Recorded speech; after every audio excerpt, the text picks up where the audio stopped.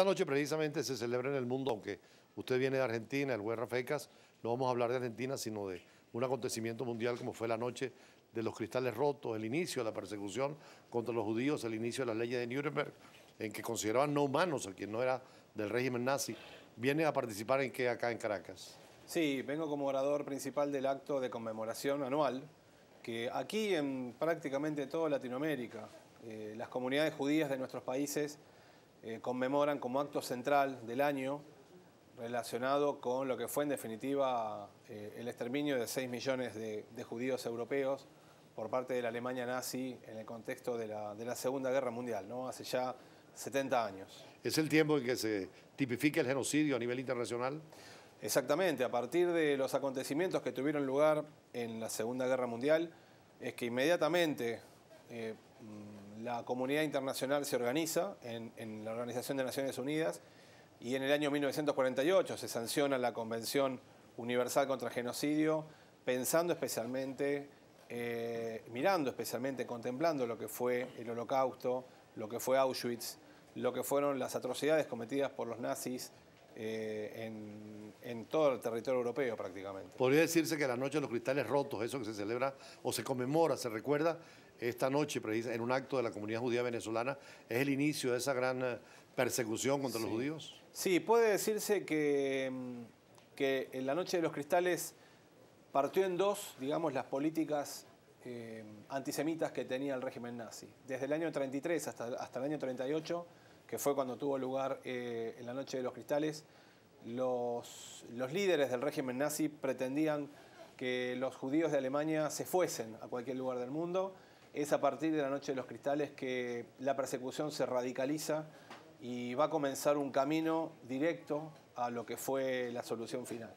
Tiene un libro usted, lo vi hace poco en Bogotá en un evento que hubo, donde usted participó también con muchos juristas latinoamericanos sobre esto. ¿Qué temas tiene el libro fundamental? Sí, el libro se llama justamente Historia de la Solución Final, ha sido editado por Siglo XXI en Argentina y justamente es un libro de historia que comienza en 1933 y termina con la finalización de la Guerra Mundial, y el libro pretende llegar a todo el público latinoamericano revelando y contando un poco la historia de lo que fue el nazismo, de los campos de concentración, de los campos de exterminio, de los fusilamientos en el este y de cómo es que se llegó a esa cifra extraordinaria de 6 millones de víctimas asesinadas. Ahora, el genocidio, ese que es el básico, el fundamental, del cual crean o se establece esta normativa en el Tratado del 48, se sigue repitiendo en Ruanda, en Yugoslavia, en muchos otros sitios del mundo, ¿no? Sí, esto es cierto. Esto es cierto y revela que es un tema de dramática actualidad y que tenemos que, en todos nuestros países, tenemos que redoblar los esfuerzos para educar, sobre todo, con relación a lo que es la discriminación, con respecto a lo que son los discursos del odio, con respecto a ese camino que puede desembocar eventualmente nuevamente en atrocidades masivas, ¿no? Naciones Unidas ha recomendado a los gobiernos y a la escuela, sobre todo, educar sobre este tema, ¿no? Sí, de hecho tiene un departamento especial, la Alianza Internacional de Recordación del Holocausto, que depende de Naciones Unidas, yo la integro por Argentina, y se dedica específicamente a esta cuestión que tú señalas, Julio. Ahora, Argentina también ha tenido expresiones de antisemitismo en crímenes horribles, ¿no? Bueno, nosotros tuvimos nuestro capítulo más oscuro, que fue el periodo de la última dictadura militar que tuvimos entre 1976 y 1983, en donde a mí me ha tocado como magistrado y me sigue tocando como magistrado investigar crímenes de lesa humanidad cometidos en aquellos años, y te puedo asegurar que los niveles de antisemitismo que mostraban los militares y los policías de aquel entonces eran alarmantes. El AMIA, el accidente o la tragedia en que vivió Argentina, tenía componente antijudío. Bueno, desde ya, por supuesto.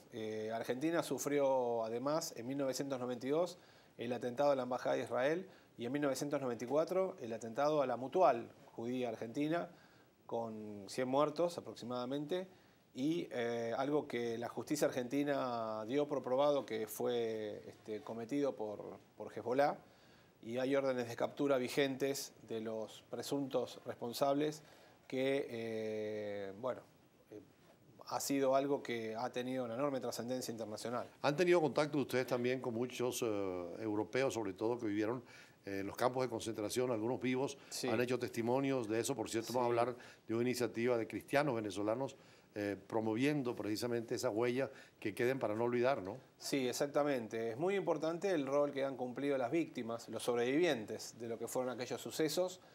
En la Argentina han llegado muchos y cumplen un rol fundamental en la difusión y en la conmemoración de aquellos acontecimientos. Sí. Ahora, a nivel académico en la Argentina y en otros países de América Latina con los cuales has trabajado, ¿cómo se crea esta conciencia? ¿Cómo se educa al pueblo? Bueno, esto sí es un fenómeno global, digamos, ¿no? Tanto en Europa como en toda América. Se está profundizando la preocupación acerca de lo que fue la Shoah, el Holocausto, acerca de lo que fue el nazismo. Se abren cátedras, investigaciones, centros de estudios. Se estudian todas las ciencias sociales, la cuestión de Auschwitz y del Holocausto. Precisamente porque hay una cuestión central, que es que a mediados del siglo XX, en toda Europa, se desataron ciertos mecanismos que convirtieron a cientos de miles de individuos comunes y corrientes en genocidas, en criminales de masas. Más adelante vamos a tener a Rubén Bermúdez también de la asociación precisamente que ha promovido estos foros en América Latina.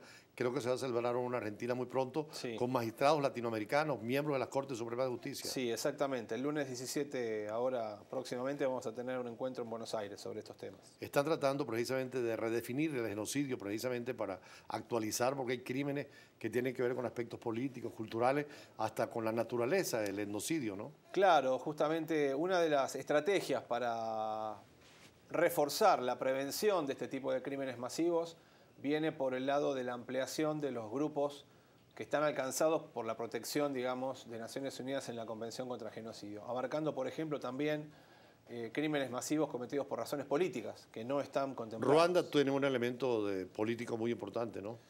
Bueno, Casi 1 millón de muertos, ¿no? sí, claro, 900.000 muertos en 1994.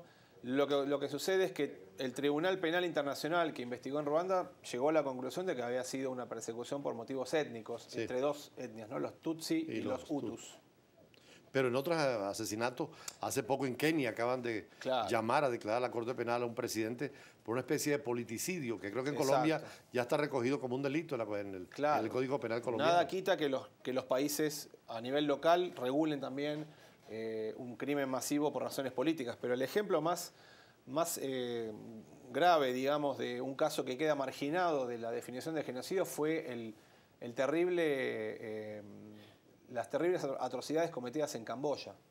Que, Entre que hay un 1976 tribunal y especial 1979. precisamente trabajándola, ¿no? Hay un tribunal mixto de Naciones Unidas y jueces locales que está investigando allí, que ha emitido 3 o 4 condenas, pero el punto central, Julio, es que allí el régimen comunista de los Jemeres Rojos, de Pol Pot, la República de Kampuchea, la persecución fue específicamente por razones políticas. Y entonces tenemos una cifra de 1,5 millones de asesinados, de una población total de 7 millones, que quedan marginados de la Podría resolución de tipificarse genocidio. tarde o temprano entonces también los delitos de genocidio a nivel político, ya no solo racial. Claro, esa es la idea de la ampliación del alcance de la Repitamos convención. entonces esta noche, tu conferencia va a ser en Club Benebrit En la Benay sí, a las y 6:30 de mañana la en la tarde. Universidad Metropolitana. En la Universidad Monte Ávila y en la Universidad Católica. Es con diálogo con estudiantes sobre el tema del genocidio. Exacto, del Holocausto. Bueno, bienvenido a Venezuela, el Holocausto y el genocidio.